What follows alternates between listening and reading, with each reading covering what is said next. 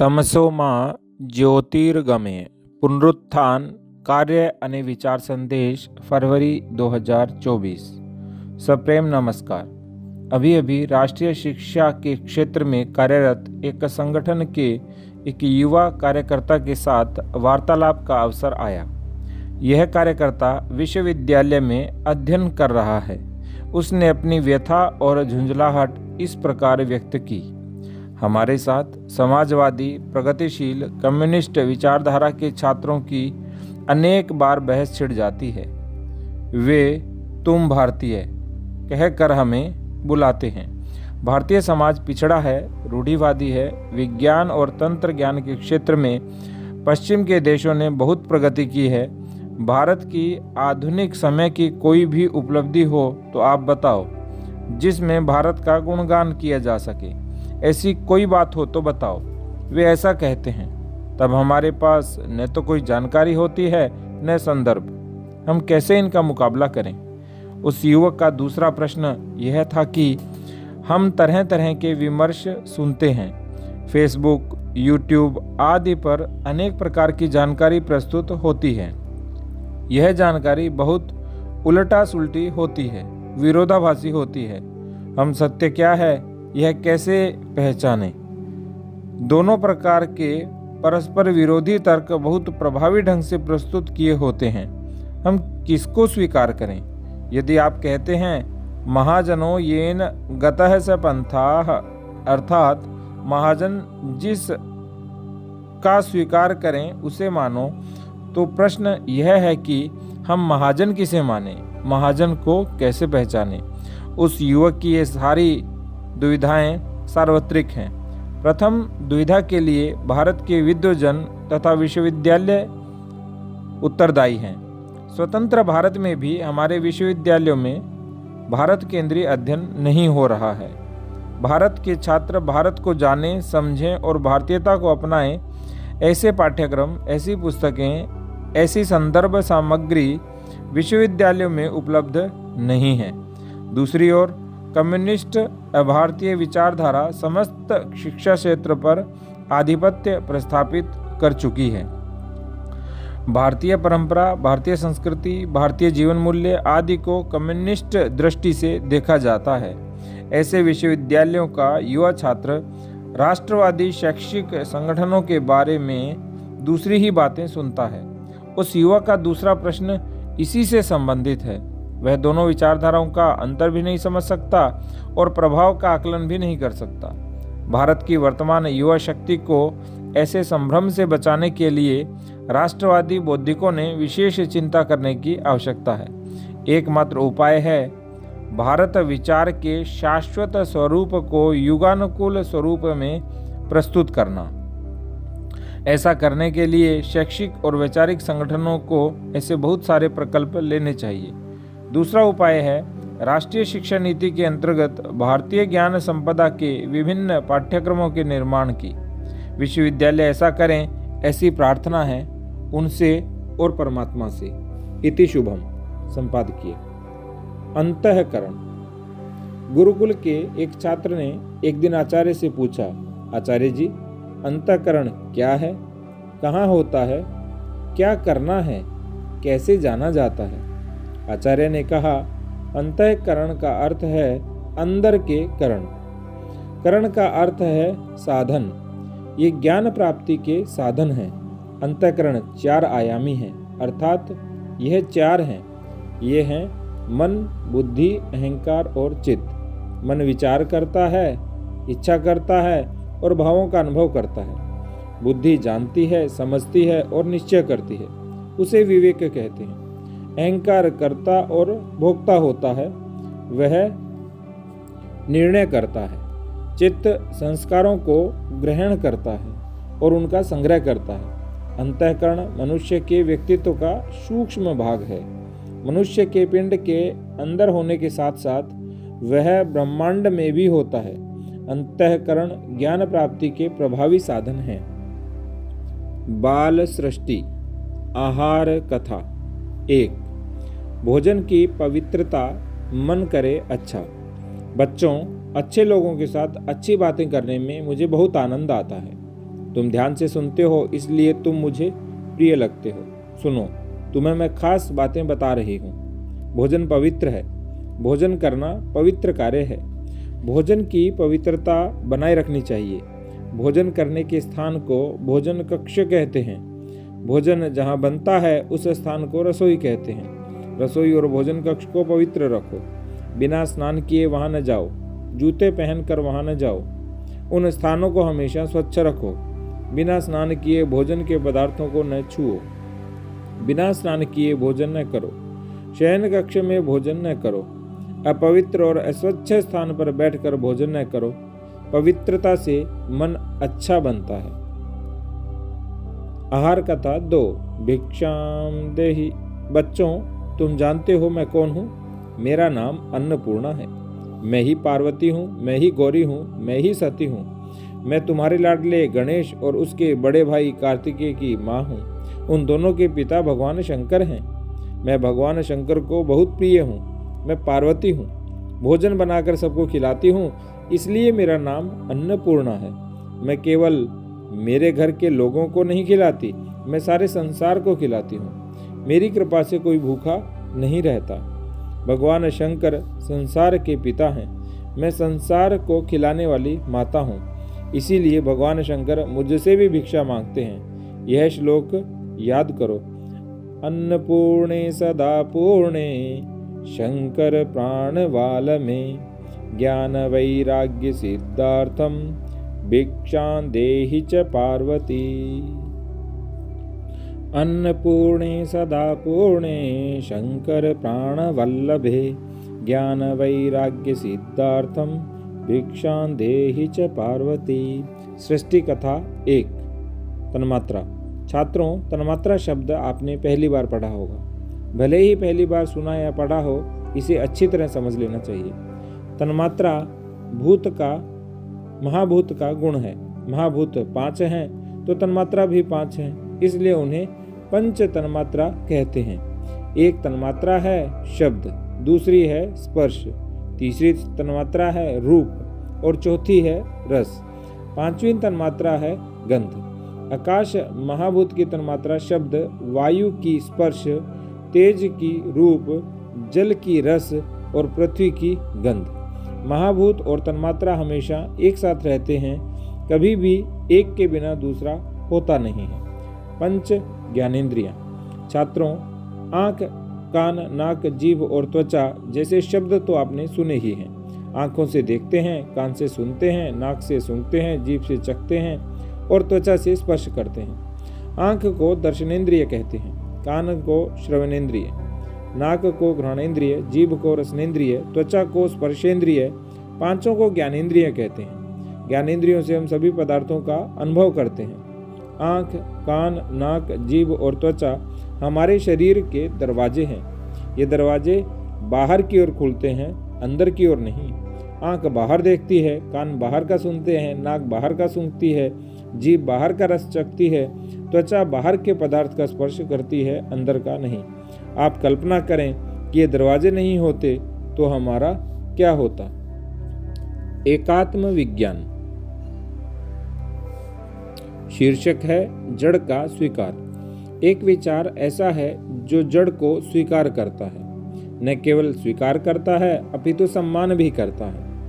शरीर, प्राण, मन, बुद्धि, अहंकार, चित्त, पशु, पक्षी, प्राणी, वनस्पति, भूमि, जल, अग्नि, वायु, आकाश, गति, स्थिति, काल आदि सब कुछ है।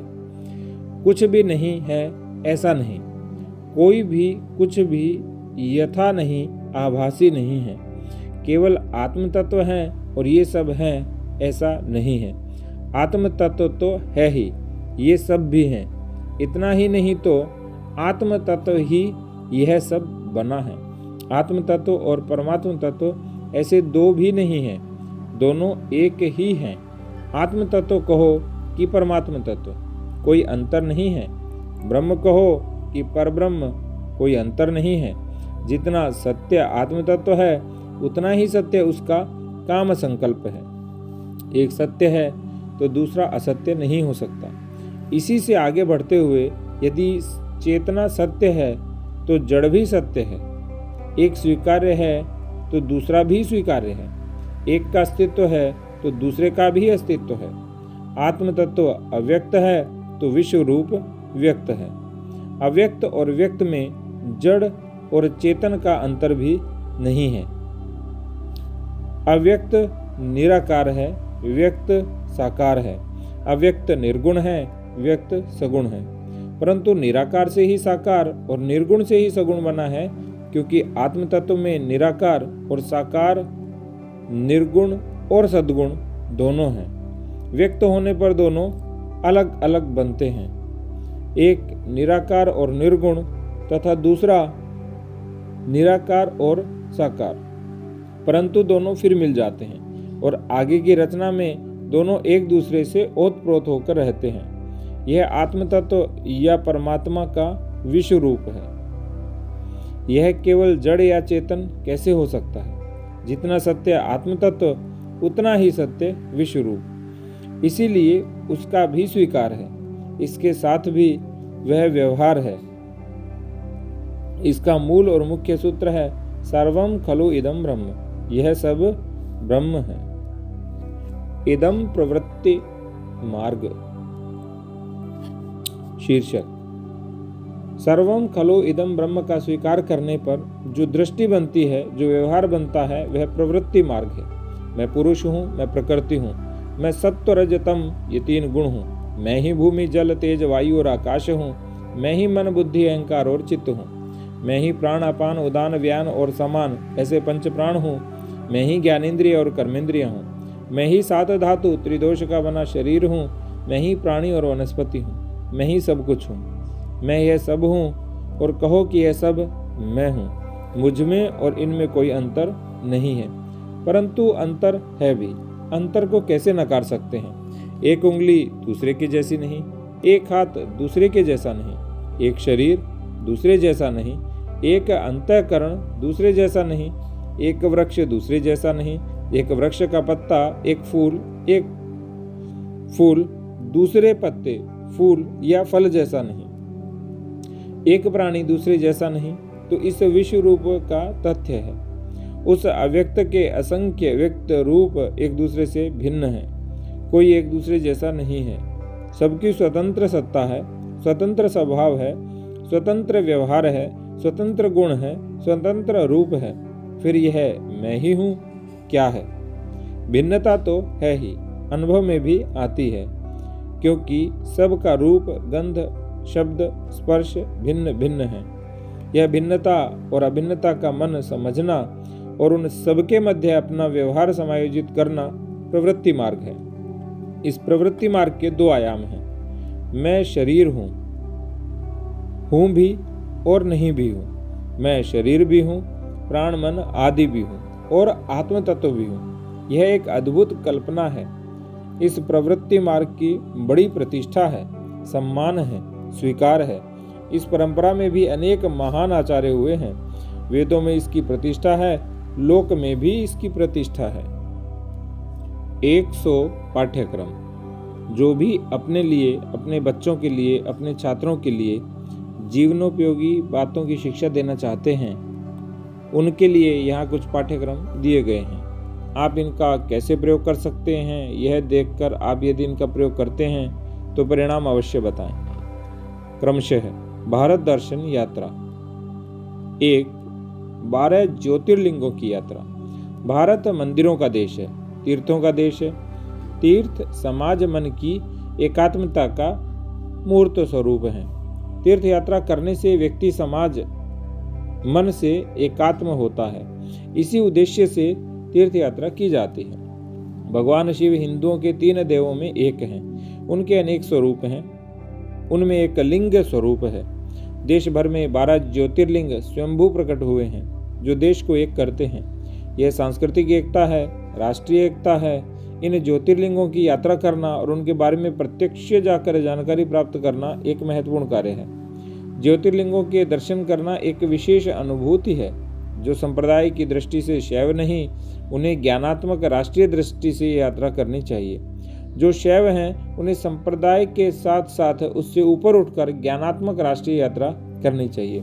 यह यात्रा कैसे करनी है, इसका ज्ञान देने के लिए यह पाठ्यक्रम तैयार किया गया है। यह पाठ्यक्रम युवा छात्रों के लिए है। अवधि आवश्यकता और सुविधा से तय की जाए। विषय विभाग 1 प्रत्यक्ष यात्रा से पूर्व 12 ज्योतिर्लिंगों के बारे में जानकारी प्राप्त करना और उनका इतिहास, उनका यात्रा मार्ग, उनका महात्म्य और उनकी विशेषताओं के बारे में जानकारी प्राप्त करना।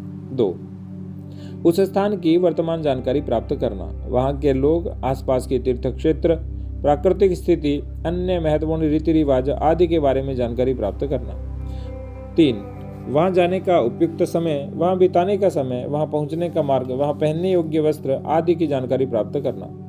विभाग 2 प्रत्यक्ष यात्रा दर्शन, अर्चन, पूजन, तीर्थ, प्रसाद, स्नान आदि करना, उसकी विधि जानना और सीखना।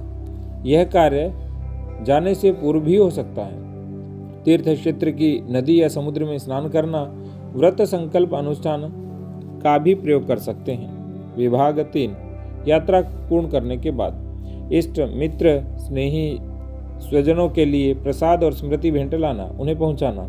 यात्रा का वर्णन मित्र समूह में करना, लेख लिखना, चित्र प्रदर्शनी लगाना, यह भी प्रसादी ही है। तीर्थ क्षेत्रों और धामों को किस दृष्टि से देखना चाहिए और राष्ट्र जीवन के साथ कैसे जोड़ना चाहिए, इसकी मीमांसा कहना। शीर्षक 2 भगवान शंकराचार्य के यात्रा मार्ग पर यात्रा। हिंदू धर्म के इतिहास में भगवान शंकराचार्य का जीवन कार्य एक महत्वपूर्ण पड़ाव है। वर्तमान समय के आचार्य धर्म में उनका महत्वपूर्ण योगदान है।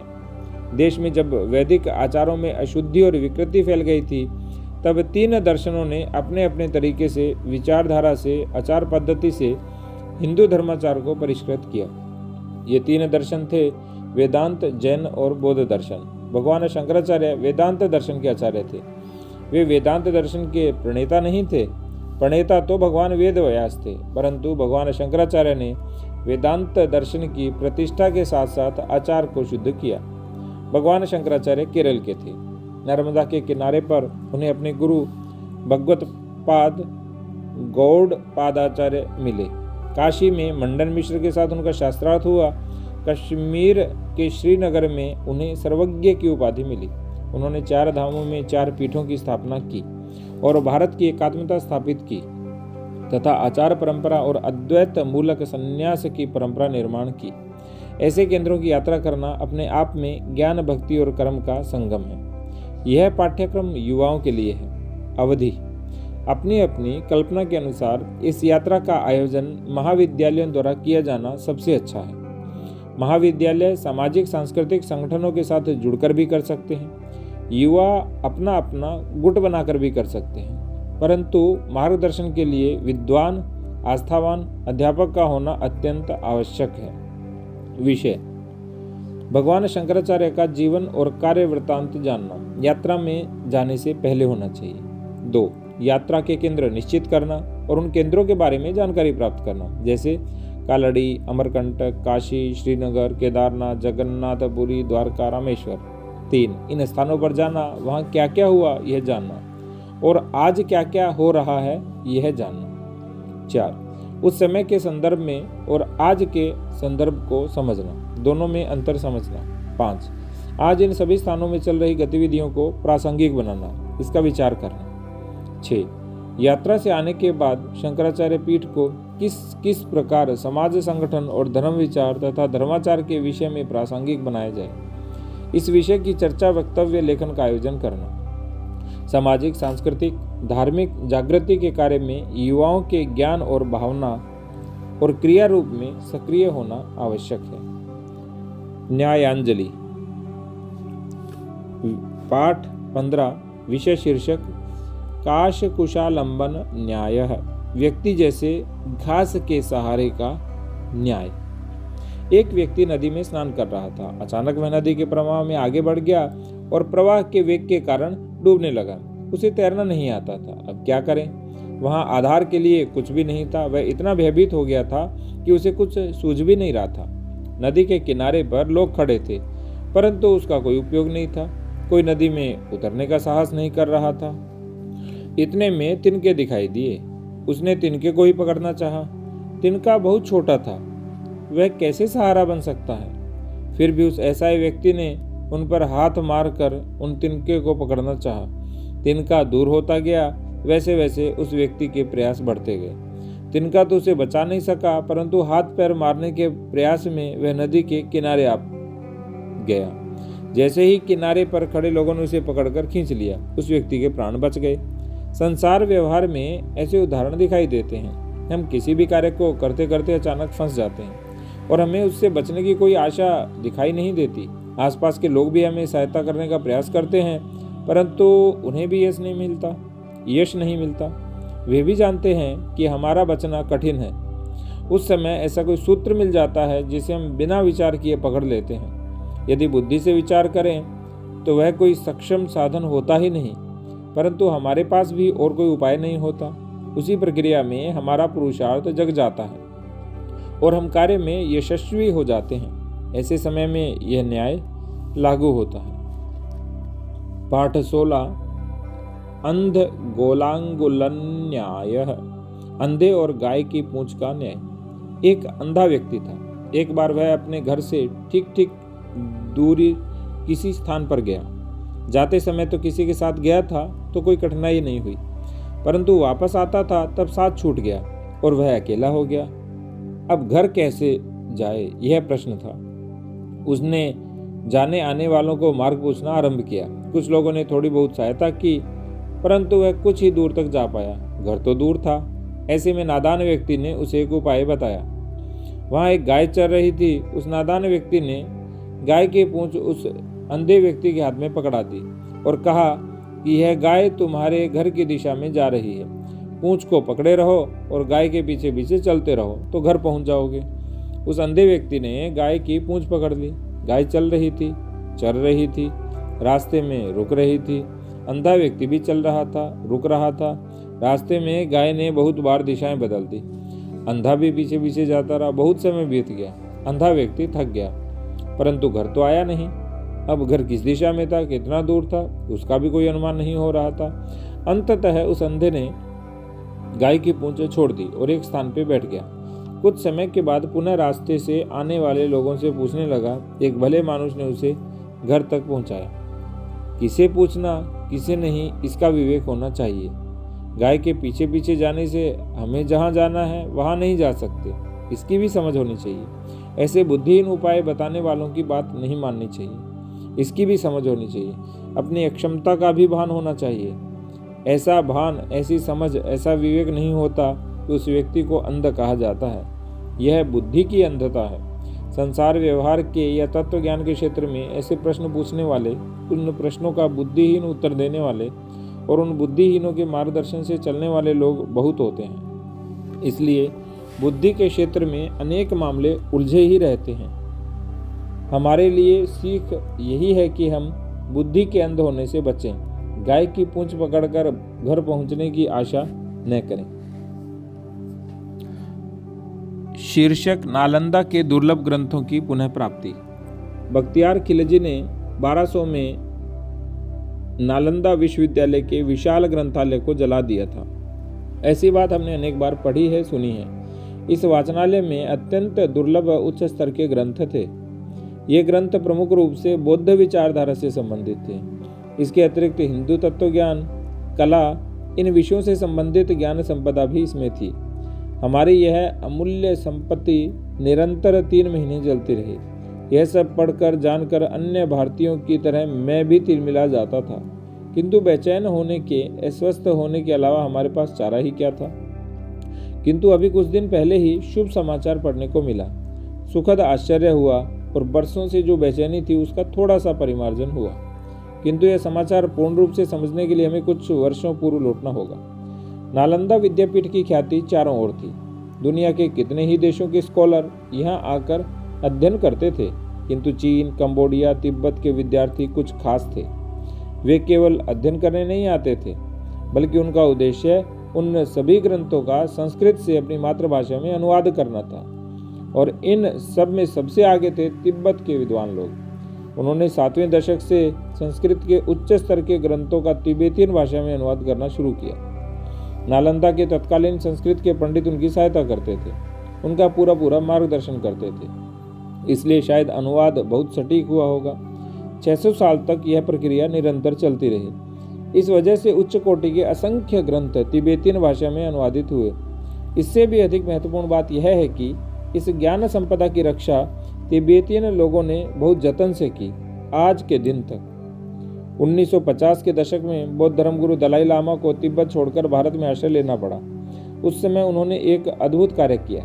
दलाई लामा हमारी ज्ञान संपदा का खजाना अनेक याक प्राणियों के पीठ पर लादकर भारत ले आए। इन ग्रंथों की जैसे घर वापसी ही हो गई। वास्तव में बात करें तो इन ग्रंथों का फिर से संस्कृत में अनुवाद होना था, किंतु किसी ने इस ओर ध्यान नहीं दिया। अभी सरकार ने सारनाथ में एक भाषांतर करने का प्रोजेक्ट शुरू किया है, किंतु उसमें अभी कुछ खास प्रगति नहीं हुई है। इस बीच न्यूयॉर्क के तिब्बत हाउस के प्रमुख एवं प्रसिद्ध लेखक रॉबर्ट थर्मन, इनकी तीव्र इच्छा थी कि यह काम पूरा का पूरा साहित्य अनुवादित हो, किंतु ऐसे निरुपयोगी काम के लिए आर्थिक मदद कौन करेगा? कोई नहीं मिला। आखिर में थर्मन ने यह प्रोजेक्ट प्रसिद्ध इडोलॉजिस्ट राजीव मल्होत्रा के पास ले गए। 73 वर्षीय राजीव मल्होत्रा उच्च कोटि के दार्शनिक व्यक्तित्व वाले हैं। अमेरिका में रहकर बौद्धिक क्षत्रिय बनकर जो कार्य उन्होंने किया उसका कोई सानी नहीं है। The snakes in Ganges, breaking India, being different, ऐसे अनेक ग्रंथ प्रसिद्ध हैं। उनके विषय में एक स्वतंत्र लेख लिखने की इच्छा है। राजीव जी ने इन्फिनिटी फाउंडेशन की ओर से इस प्रोजेक्ट को $3 लाख की सहायता की। अभी अभी इस प्रोजेक्ट के अंतर्गत तिब्बती भाषा में अंग्रेजी में 5 ग्रंथ राजों का प्रकाशन किया गया है। प्रत्येक ग्रंथ का काम अलग अलग स्कॉलर को दिया गया था। प्रत्येक ग्रंथ को पूर्ण होने में 3 वर्ष का समय लगा। ऐसे 200 से अधिक ग्रंथों पर काम पूरा होने वाला है। बचे हुए ग्रंथों का कोई प्रयोजन मिलेगा, यह प्रश्न है। नालंदा के हजारों वर्षों पुराने ग्रंथ अब अंग्रेजी और संगणक पर आने के कारण सच्चे अर्थों में अक्षर साहित्य होना चाहिए। इस समाचार का मेरे जैसे सामान्य व्यक्तियों के लिए क्या उपयोग है? इन ग्रंथों को पढ़ने में मेरी पात्रता नहीं, किंतु हमारे प्राचीन पूर्वजों का कुछ अर्थ में ही सही किंतु पुनर्जीवन तो हो रहा है। यह बात हर भारतीय को आत्मिक आनंद देने वाली है। सच है न? धनंजय कुर्णे, अनुवादित लेख। पुनरुत्थान विद्यापीठ मोरबी केंद्र द्वारा आयोजित केंद्र संयोजक वर्ग, वर वधु चयन एवं विवाह संस्कार अभ्यास वर्ग तथा विद्वत गोष्ठी का संक्षिप्त व्रत 28 से 31 दिसंबर 2023, स्थान सरस्वती शिशु मंदिर मोरबी। पुनरुत्थान विद्यापीठ मोरबी केंद्र द्वारा दिनांक 28 से 31 दिसंबर 2023 तक विद्यापीठ के देश भर में चल रहे केंद्र संयोजकों का एक अभ्यास वर्ग आयोजन हुआ, जिस पर सभी केंद्र संयोजकों को केंद्र पर क्या क्या कार्य होना चाहिए और हमारे केंद्र के संयोजक के नाते हमारा क्या दायित्व होना चाहिए तथा कार्यकर्ता गुण विकास के बारे में कुलपति श्री इंदुमती बहन के द्वारा मार्गदर्शन प्राप्त हुआ, जिसमें 6 केंद्रों से संयोजकों ने हिस्सा लिया। गांधीधाम, श्री गंगानगर, बीकानेर, मोरबी, भोपाल, दीसा। दिनांक 29 और 30 दिसंबर 2023 को वर वधु चयन एवं विवाह संस्कार अभ्यास वर्ग का भी आयोजन हुआ, जिसमें मोरबी केंद्र के स्थानीय 70 युवक युवतियों ने इस वर्ग में प्रतिभाग किया, जिसमें विभाग के समय युवक युवतियों को पसंद की में क्या क्या ध्यान रखना है, विवाह और मैरिज के बीच अंतर, युवक युवती के गुण अवगुण, गोत्र संस्कार जैसे विषयों पर मार्गदर्शन प्राप्त हुआ। इस वर्ग में आए सभी ने केंद्रों द्वारा चल रहे वाचन योजना, कुटुंब प्रबोधन कार्यक्रम में के साथ जुड़े रहेंगे, इस प्रकार की सभी प्रतिभागियों से सहमति प्राप्त हुई। दिनांक 31 दिसंबर 2023 को 21वीं शताब्दी के भारतीय विद्यालय के स्वरूप इस विषय पर एक विद्वत गोष्ठी का आयोजन हुआ, जिसमें शैक्षिक पक्ष, व्यवस्था पक्ष, आचार्य की भूमिका और समाज की भूमिका, इन सभी विषयों पर चिंतन हुआ और विद्वजनों का मार्गदर्शन प्राप्त हुआ। इस गोष्ठी में घटसह सत्र भी हुए। गोष्ठी में मोरबी के अनेक विद्यालयों के संचालक, आचार्य, सेवाभावी संस्था के संचालक और विद्या भारती संस्था के ट्रस्टी, व्यवस्थापक और इस विषय में जिज्ञासु, अभ्यासु, ऐसे कुल मिलाकर 125 लोगों की उपस्थिति रही। यह गोष्ठी मोरबी के अलावा आसपास के स्थानों में भी उपस्थिति रही। इस 5 दिवसीय त्रिवेणी कार्यक्रम में इंदुमती बहन, तुषार जी नेने, डॉक्टर संदीप जी रांकावत, मधुसूदन व्यास जी, डॉक्टर महेश बाबर जी, सुनील भाई परमार से मार्गदर्शन प्राप्त हुआ। तत्व ज्ञान। द्वौ भूत सर्गो लोकेस्मिन् दैव आसुर एव च इस लोक में दो भूत सृष्टियां हैं, एक है दैव और दूसरी है आसुरी। अनेक लोग स्वाभाविक अथवा भोला प्रश्न पूछते हैं कि यदि ये सृष्टि भगवान ने बनाई है तो इसमें बुराई क्यों है? भगवान ने बुरे लोग बनाए ही क्यों? यदि बुराई भी भगवान ने बनाई तो हम उससे द्वेष क्यों रखते हैं? उसे नष्ट करने पर क्यों तुले हैं?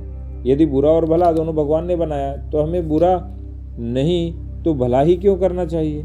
जैसे गीता में दो सृष्टियों की बात कही गई है, उसी गीता में श्री भगवान कहते हैं कि मैं सज्जनों की रक्षा करने के लिए और दुर्जनों का नाश करने के लिए हरयुग में अवतार लेता हूँ। अपनी ही बनाई हुई बुराई के दुर्गुणों वाली सृष्टि का नाश स्वयं भगवान ही क्यों करना चाहते हैं? बात तो ठीक है, इसका उत्तर तर्क से नहीं दिया जा सकता। इस सृष्टि के सृजन के विषय में 2 या 3 प्रश्न ऐसे हैं जो तर्क के बल पर समझाए नहीं जा सकते। उन्हें भगवान की लीला मानकर ही स्वीकार करना होता है। इन प्रश्नों में से एक प्रश्न यह है कि भगवान ने अपने में से ही इस सृष्टि का सृजन किया है। उसमें काम संकल्प जागा और वह एक से अनेक हुए। प्रश्न यह है कि काम संकल्प क्यों जागा? इसका कोई कारण नहीं है। काम संकल्प स्वयं कारण है और सृष्टि का सृजन कार्य है। ऐसे ही दूसरा प्रश्न यह है कि सृष्टि में बुराई और भलाई क्यों है, केवल भलाई क्यों नहीं? उत्तर यह है कि सृष्टि का स्वरूप द्वंद्वात्मक है। द्वंद्वात्मक का अर्थ है 2 में विभाजित, परंतु द्वंद्व का अर्थ है 2 मिलकर ही एक होते हैं, एक दूसरे के बिना नहीं। दूसरा लक्षण यह है कि जो एक में होता है वह दूसरे में नहीं होता। यही द्वंद्वात्मक अच्छा बुरा, सुख दुख, राग द्वेष, मान अपमान, स्त्री पुरुष आदि में है। यही द्वंद्वात्मकता रात दिन, प्रकाश अंधकार, सद्गुण दुर्गुण आदि में है।